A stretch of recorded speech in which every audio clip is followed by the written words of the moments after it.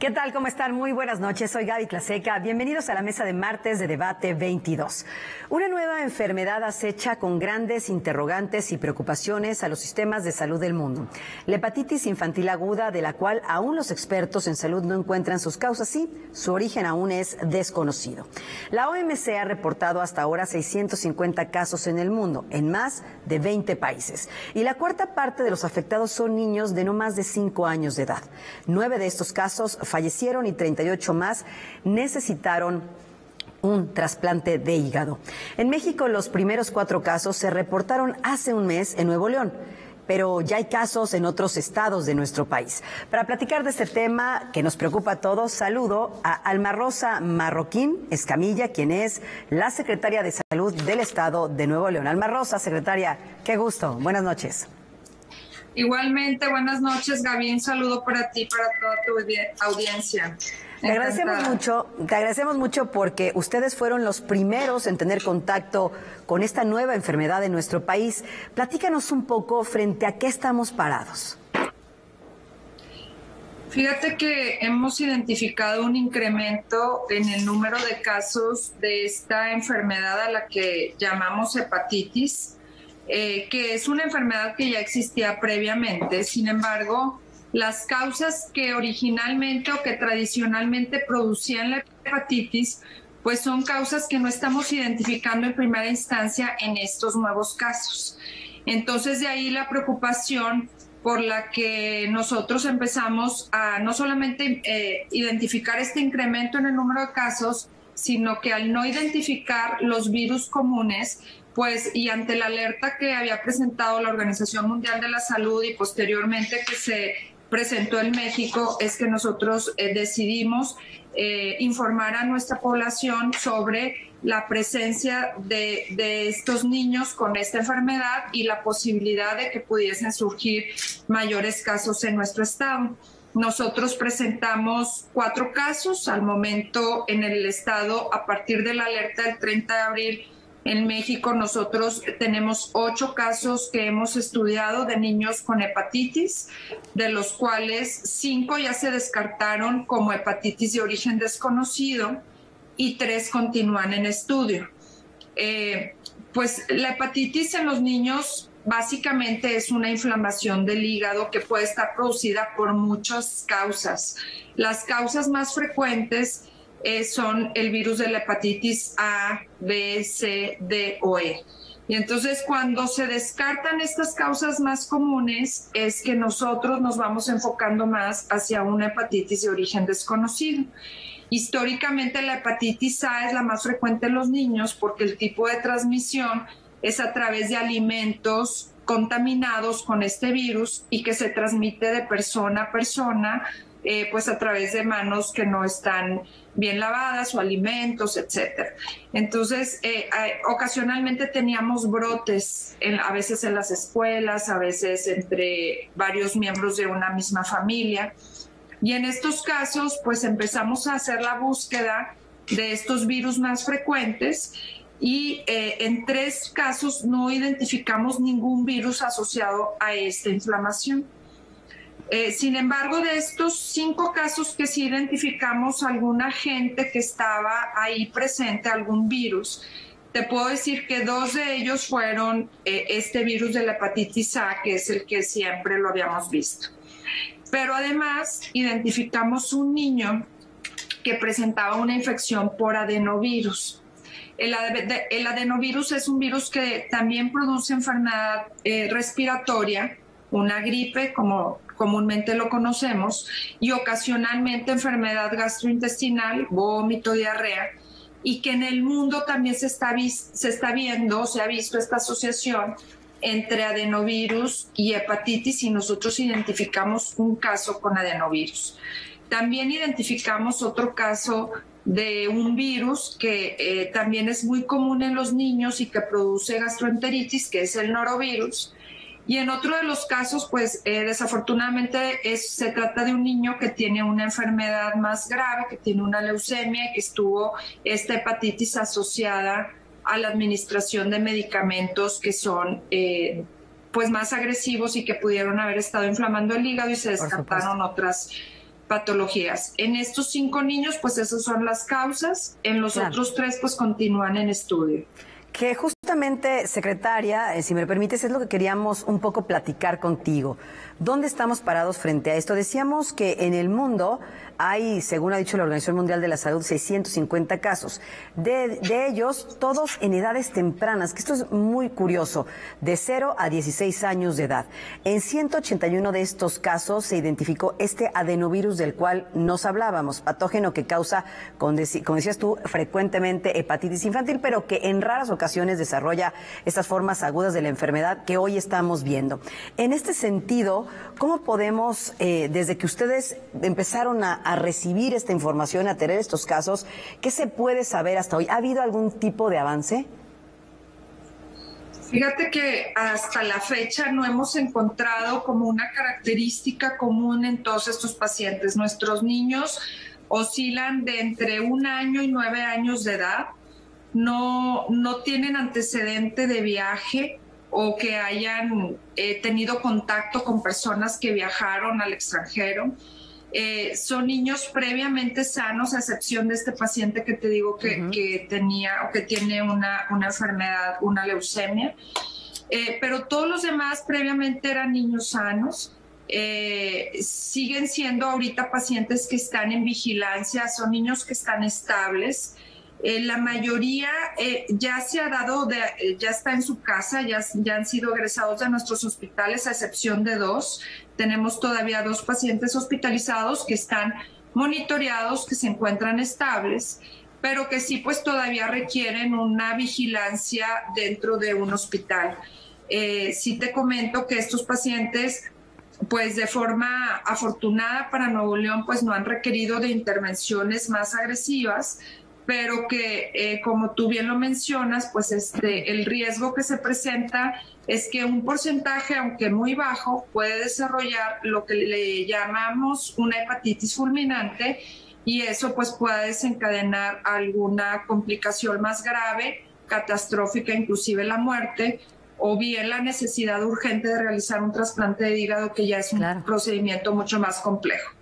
Por supuesto, decía el subsecretario Hugo López-Gatell que en nuestro país hay entre 25 y 30 casos que son sospechosos, que se están confirmando una muerte, pero dice que no es un tema del cual tengamos que alarmarnos. Sin embargo, otros países, en el caso, por ejemplo, de los países europeos, ya se han emitido no solamente alertas, sino pues algunas reglas a seguir en materia de salud en parte de en el sector hospitalario, justamente porque sí podría desarrollar esto un problema muy agresivo, sobre todo porque a veces los menores pues llegan a necesitar incluso un trasplante, como lo mencionabas.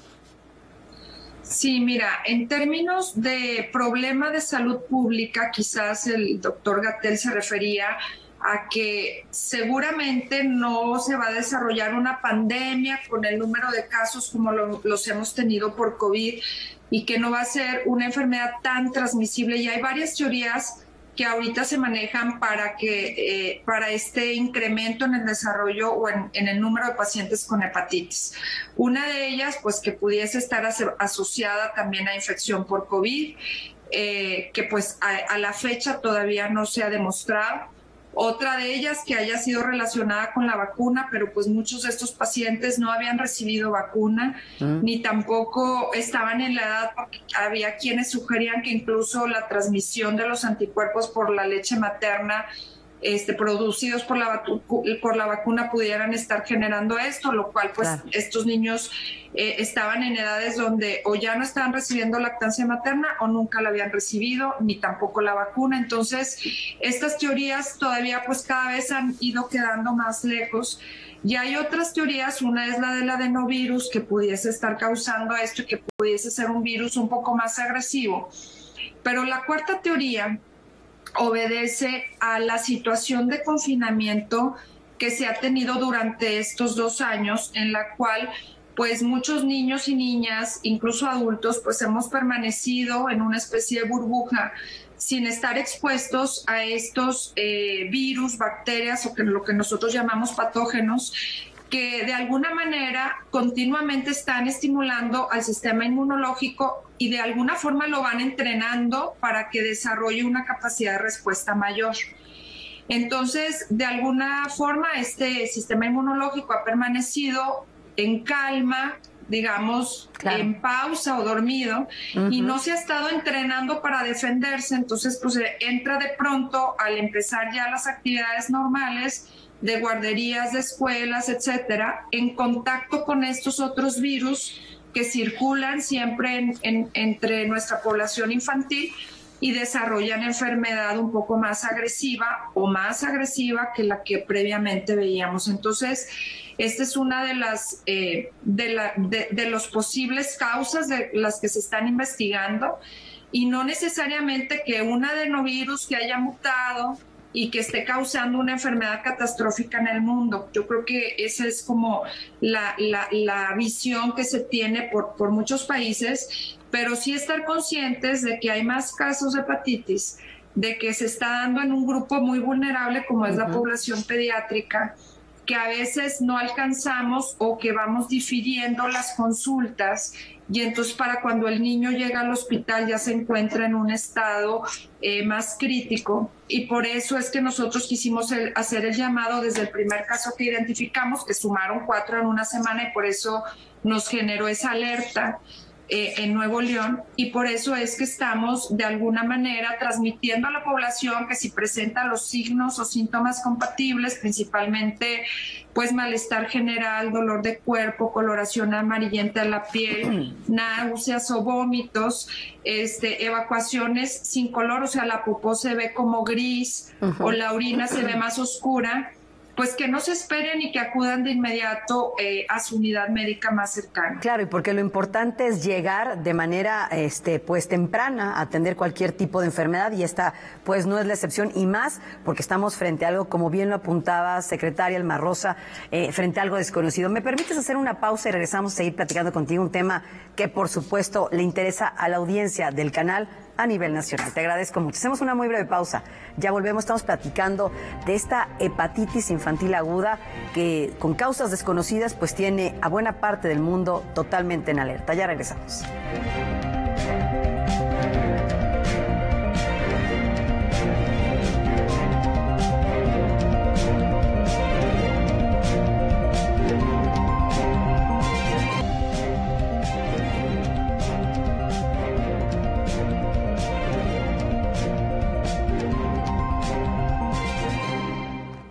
Ya estamos de regreso, gracias por continuar con nosotros. Estamos hablando sobre esta hepatitis infantil aguda que se está presentando en diversas partes del mundo, y nuestro país no es la excepción. Una hepatitis que se presenta en niños pequeños y que puede ocasionar la muerte o llegar a requerir incluso un trasplante. Y platico con alguien experta en la materia que vio los primeros casos en nuestro país, y es la secretaria de Salud de Nuevo León. Me refiero a Alma Rosa Marroquín Escamilla. Secretaria, gracias por continuar con esta conversación. ¿Qué características tiene esta enfermedad y en qué pues se puede diferenciar con otras hepatitis? ¿Hay algún síntoma en específico que la haga pues entrar dentro de este campo de la hepatitis infantil aguda? Sí, Gaby, fíjate que las hepatitis básicamente se comportan de la misma manera independientemente de la causa, es decir, todas te producen síntomas muy generales, y la característica más importante que ya mencionábamos es el color amarillento de la piel y de la parte blanca de los ojos, que nosotros llamamos esclerótica. Todo eso se ve amarillo. Y entonces empiezan con malestar general, con mucho cansancio, a dormir mucho los niños, a comer poco. Y sobre todo, pues empezamos a ver también las evacuaciones que empiezan a tener un color característico como color beige o color crema, y la orina un color como café. Entonces, pero la causa de las hepatitis, el que podamos identificar clínicamente, pues esta es una hepatitis A o esta es una hepatitis por adenovirus, eso es extremadamente difícil. Sí tenemos que someter a nuestro paciente a todos estos estudios diagnósticos, porque lo único que estamos viendo clínicamente es que está inflamado el hígado y que deja de funcionar. ¿Cuáles son los riesgos más importantes, además de que el hígado esté inflamado y que el niño se ponga amarillo y que no coma por algún tiempo? Pues Bueno, pues el tema de la deshidratación, que eso se recupera rápidamente cuando le damos a los niños suero, lo podemos aplicar un suero intravenoso. El hígado produce muchos factores y enzimas, principalmente que participan no solamente en la parte de digestión, sino en los procesos de coagulación, y entonces los niños pueden empezar a desarrollar trastornos en la coagulación, y eso es cuando ya se presenta una enfermedad más importante.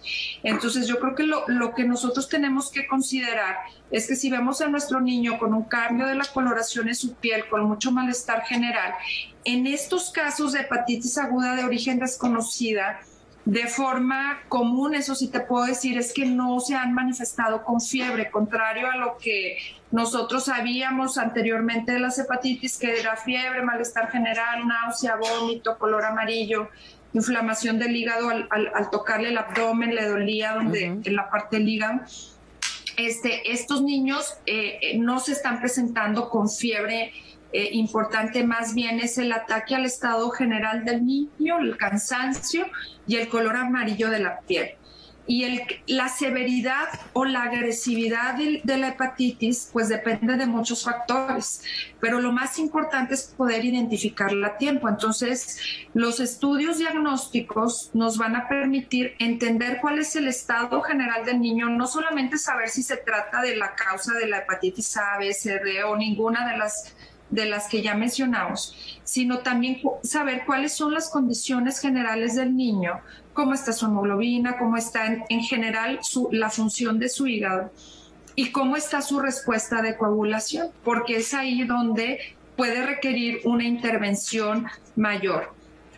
Aún con las hepatitis comunes, la hepatitis A, que es la más común en los niños, entra a un hospital para estar en vigilancia absoluta, ¿verdad? Para evitar que se nos deshidrate, para evitar que si no está comiendo, para evitar esa desnutrición porque no se están absorbiendo bien los nutrientes, para tratar de complementar su alimentación con cierto tipo de dieta especial que le ayude a que el niño salga adelante y siga pues en un buen estado para que se pueda defender de esta enfermedad.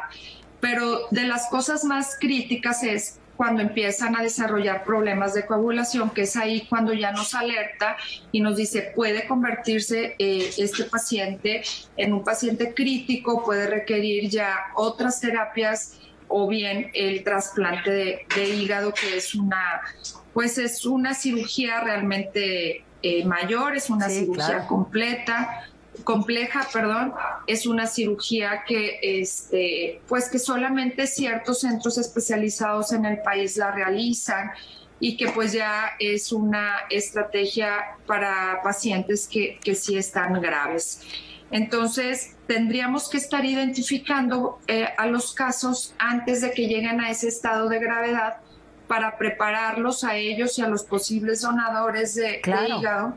Y tener toda esta parte resuelta en cuanto a decir, bueno, un paciente tiene estos indicadores de salud, puede llegar a requerir un hígado y ya tener montada una estrategia de trasplante de hígado, lo cual tampoco es fácil, algo que hemos estado trabajando.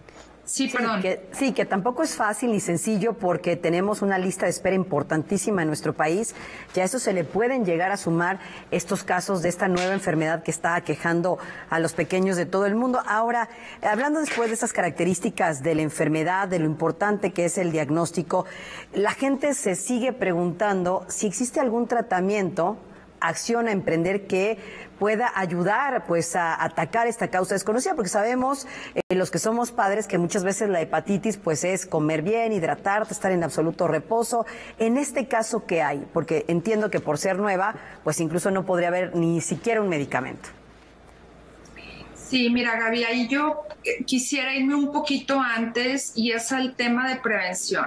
Claro. La mayor parte de las hepatitis pues son originadas por virus, independientemente de que estemos hablando de los virus que históricamente se han conocido, los más relacionados con esta inflamación del hígado. Si ahorita se le está asociando con el adenovirus, también es un virus que se transmite vía respiratoria o vía digestiva. Entonces, la higiene ¿verdad? De los alimentos, la higiene personal, el lavado de manos y particularmente nosotros seguimos insistiendo en el uso de cubrebocas en las escuelas. La contaminación que se pueda dar cuando emitimos las gotitas y las transferimos a otras personas y estas gotitas puedan transitar o puedan tener alguno de estos virus. Pues esto son las estrategias más importantes que debemos de enfatizar hacia la prevención. El no compartir alimentos, el no tomar del mismo vaso o comer con el mismo tenedor en el caso de los hermanitos o a veces en las escuelas los niños tienden a compartir mucho sus alimentos. Sí, lavarnos las manos para los niños siempre antes de comer y después de ir al baño, para los adultos después de cambiar los pañales de los niños o si se cuida algún adulto también hacerlo.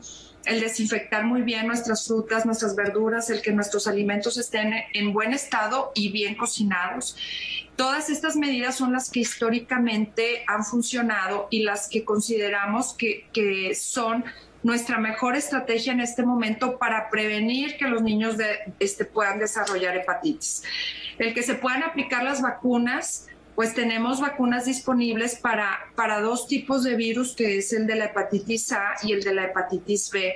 Y nos estamos dando a la tarea de impulsar mucho esta estrategia de vacunación en todo el país y pues particularmente en Nuevo León, buscando que los niños susceptibles puedan recibir su esquema completo para estos dos virus y al menos ir limitando, pero sobre todo lo que yo insistiría mucho con los papás, porque nos hemos relajado mucho con este estrés de la pandemia y les hemos pues dado todas las opciones a los niños en vista de que estaban confinados y no podían salir y jugar y demás, pues hemos relajado mucho nuestros hábitos de alimentación, de ejercicio, y esto finalmente fortalece el sistema inmunológico. Entonces, el sistema inmune está dado por las proteínas que comemos, no por los carbohidratos, no por las grasas. Las proteínas forman y desarrollan el sustento o el sustrato para que se formen los anticuerpos. El sistema inmunológico también se fortalece cuando tenemos una actividad física regular. Claro. Y cuando nuestra salud mental se encuentra en buen estado. Entonces es un estado de equilibrio.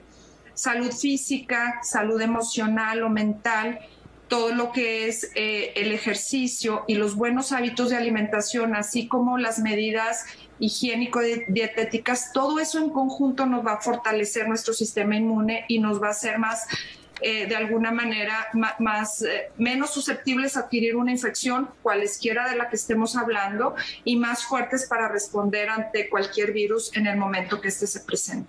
Secretaria, tenemos 2 minutitos, entonces podríamos decir que la prevención es lo primero. Nada más cerrar, no existe un tratamiento hasta el momento. No. Entonces, para que nos quede muy claro. Y me gustaría, porque el tiempo, apremia y se nos acaba, que eres la primera mujer en dirigir la Secretaría de Salud del Estado de Nuevo León. Y como eso has tenido frente a ti retos importantísimos como el que estamos platicando el día de hoy. ¿Qué significa esto para ti? Porque es abrirle el camino a otras mujeres que seguramente como tú con preparación pues vienen empujando muy fuerte en el Estado.